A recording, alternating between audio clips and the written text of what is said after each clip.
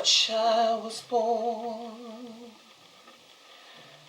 My name is Aaron Hatchert, and I'm originally from Jupiter, Florida, but I reside in Atlanta, Georgia.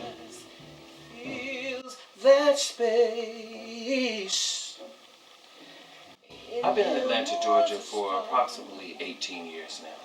That only we could reach. And now he has. Yes, I met Denise Hatcher. Actually, we met in Florida, and then we moved up here together, and we lived in Georgia, and we had two beautiful special need kids. All the accusers, and now the angels carries me. We had Elijah Hatcher and Aaron Hatchert. But faith is carrying me over. Now the time has come to let it all go. Aaron was more of a listener, and he was like my comforter when I would go through things in life, and he would really be with his mom a lot because she wouldn't let anybody touch him.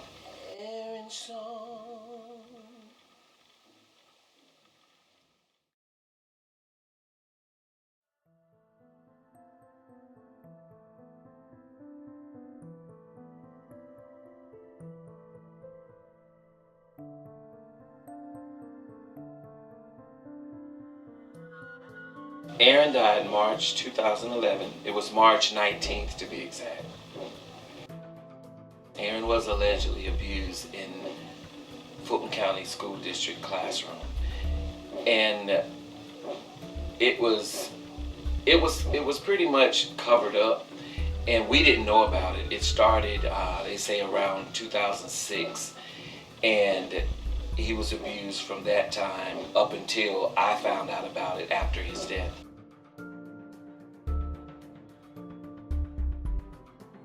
He was abused again by a different teacher, and at this time I found out about it because I did some investigation, and I kept noticing bruises on the back of his neck and fingers, and we didn't know where it was coming from.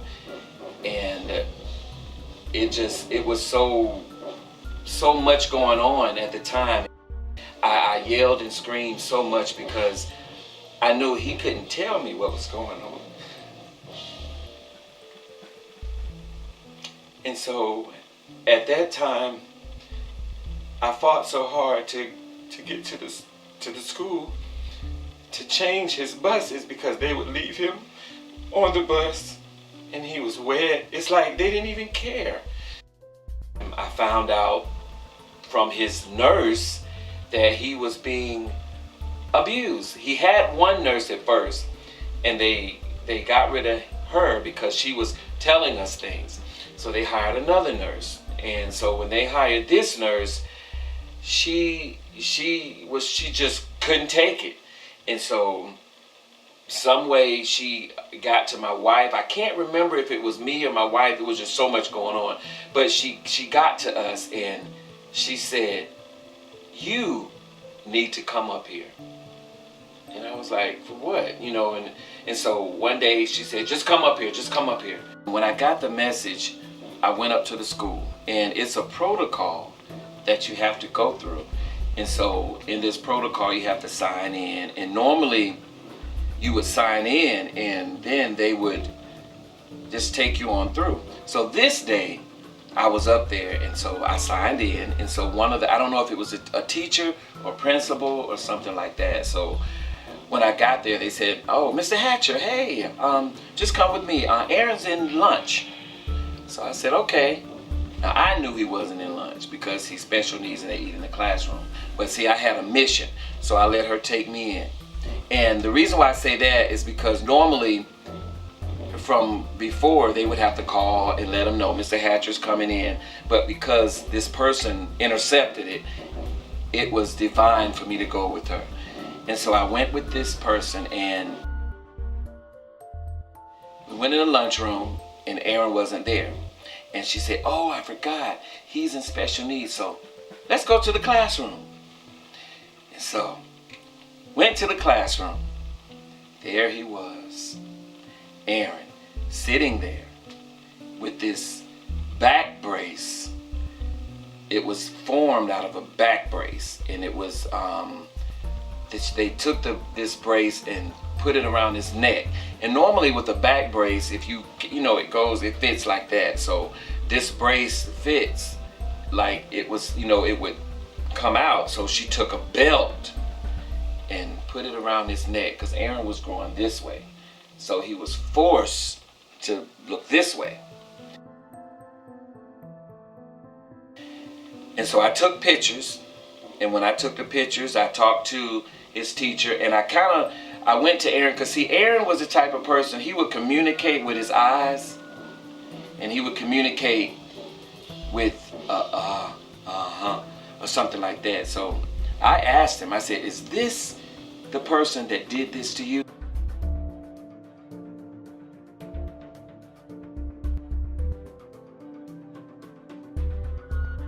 The back brace was used to force him to look at her. And Aaron, with the child that's special needs that has cerebral palsy, they grow this way, because I did some investigation, just to find out why he's growing this way. And pretty much the doctor would let us know that, this is normal. And so he's growing this way so he could breathe, and he would be looking like this. But when you force someone to look this way, and it's like if I put on a tie now and I can't breathe and it's real tight, I'm like, and just imagine a child with special needs and muscular dystrophy, and their muscles just do not work as ours would work.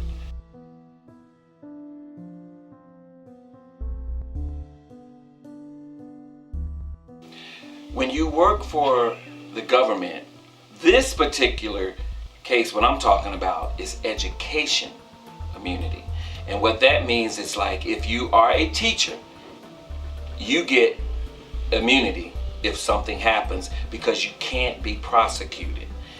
And for all the things that are going on with police officers, and you think, well, why aren't they doing anything to the police? That's because they have immunity. So what we have to do as a people is get to your local legislation, get to them, and you have to fight to change this. They have immunity because they work for the government. And this is what you and I have to do. We have to change this, because if we don't, it's going to continue to happen over and over and over again. This is why I'm bringing awareness to you.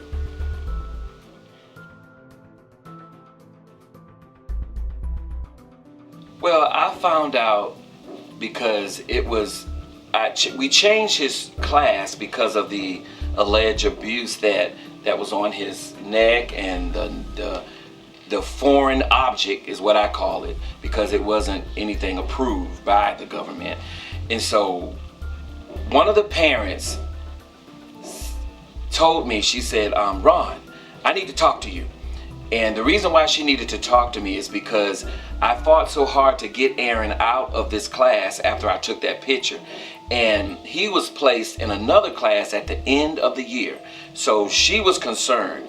And the way that it worked, and I believe it was orchestrated for me, because Aaron was placed in another classroom that led to the cover-up, because the child that was in the classroom was actually in the classroom when it happened in 2006. And so that all played a part in it. And when the parent got to me, she brought me a stack of papers after Aaron passed away. And I met her at a location. And when I met her at this location, she gave me a stack of papers. It was a big stack. And so I kind of read it a little bit, and she said, you need to talk to me, because this stack here, I believe Aaron is involved in a cover-up. And I was like, now why do you say that? And because the school left his name in some papers that she gave me, because they tried to take all the names out to cover it up. and they left the name in there. And when she saw that Aaron's name was on there, and then Aaron was moving into the class, she put it together. That's when I found out. And that's when I suffered from a heart attack.